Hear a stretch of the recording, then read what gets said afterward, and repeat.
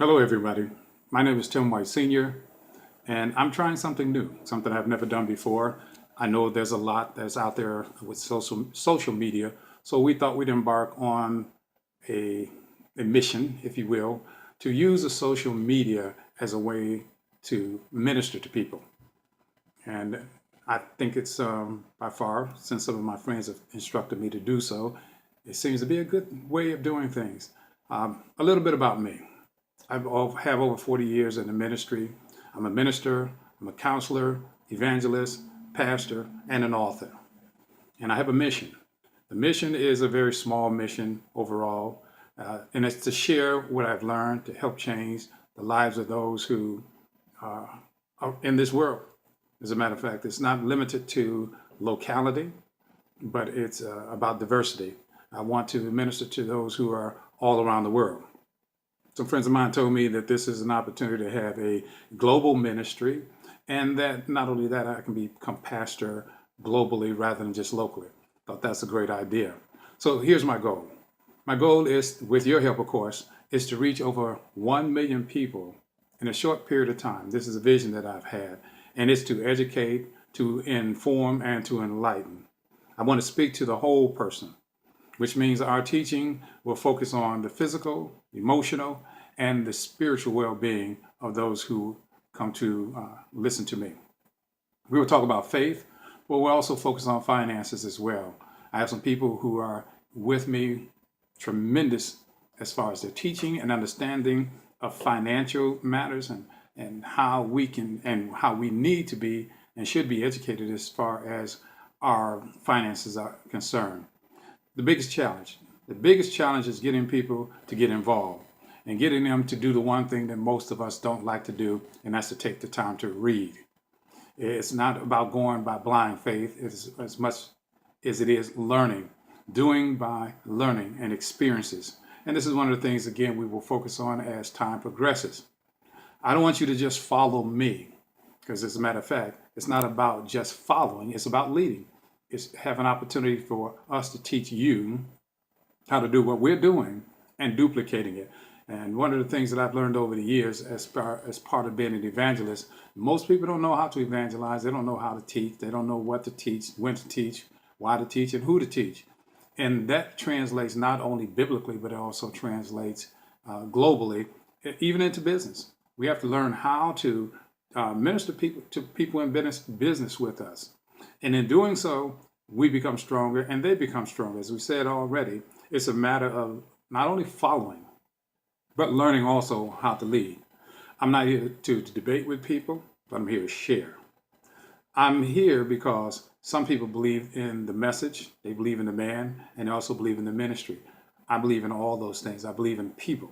So the reason that I'm doing this is because I believe in people. I believe in you as an individual. And if we would do the one thing that I've learned many, many years ago, I was told that if each one reached one, we can always reach a goal. And everything that we're doing, as we say, it is duplicatable. And when I say duplicatable, you become the example of what you want others to become. So in order for us to change the mindset of people, our minds have to be changed as well. That's one of the things that we're geared to doing. In this time of Thanksgiving, we have a time that we are reflecting on where we've come from and how we arrived at the place that we are today.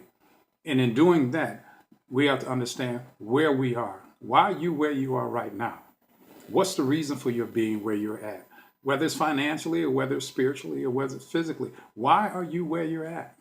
There's some things that you need to change. And these are the things that we're going to talk about in the weeks, in the months, and quite possibly the years to come. There are three things that I want you to always remember as we're moving forward. And that is the 3 C's that I usually like to teach everybody. The 3 C's are choices, challenges, and changes. We're always going to give you some choices. The choices are going to be put there for your benefit of understanding where you're at, why you're still there, if you want to remain there, and what's hindering you from moving forward. So there's some choices. The challenge is going to be, what do you want to do with that information?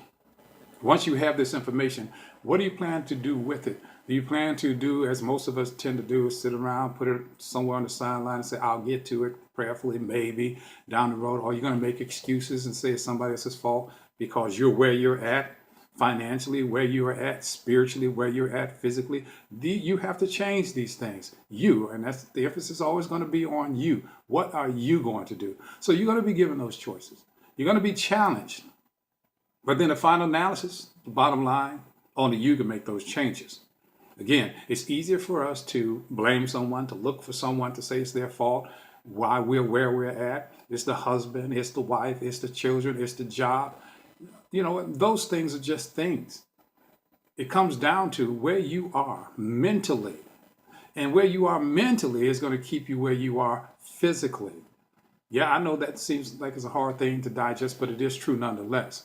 What are you going to do about your situation? If you're going to make the changes that are necessary, you can't sit by, idly by, and make excuses and say, well, you know what, they did this to me. Whoever they is not important. It's who you are.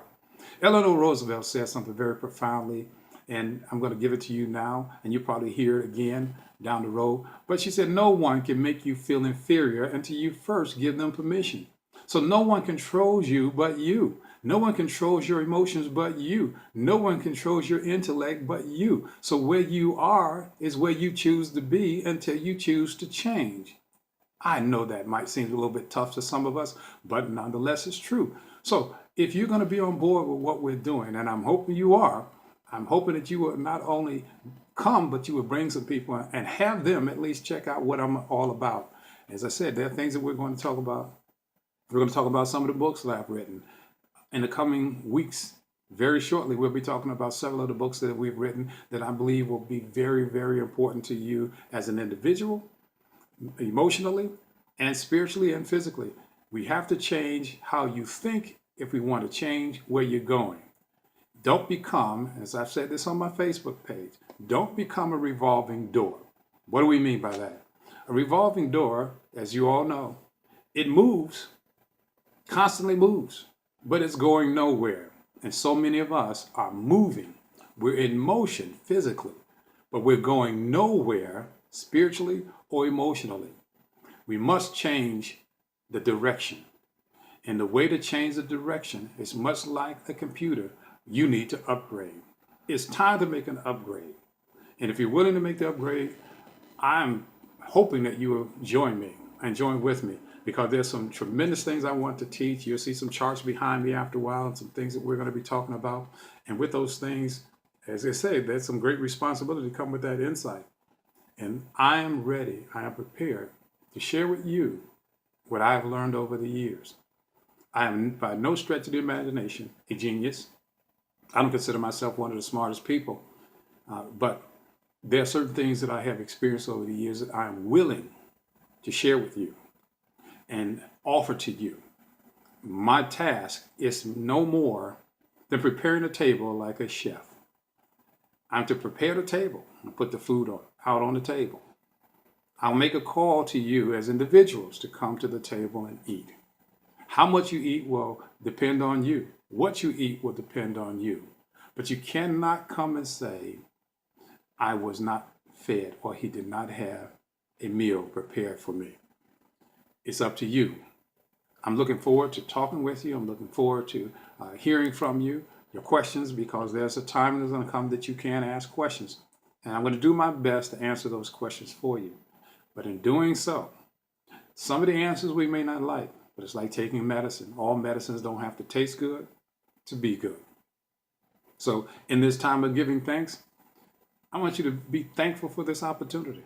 All of us should be thankful for the opportunities that we have. We're here because we're to help others. This is not a solo mission.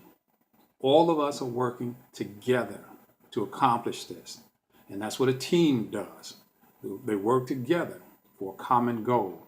We're looking for you to become a part of the common goal. And that common goal, as we said, is to reach people. Each one, reach one. Thank you. And I'm looking forward to hearing from you. As I said, I'm looking forward to your becoming a subscriber, if you will. I'm not looking for you to become a subscriber just for the sake of having numbers. That's easy. I'm looking for you to become a subscriber because your life is changing for the better and that you're looking for an opportunity to help change others' lives. I want to thank you, looking forward to it, and see you soon.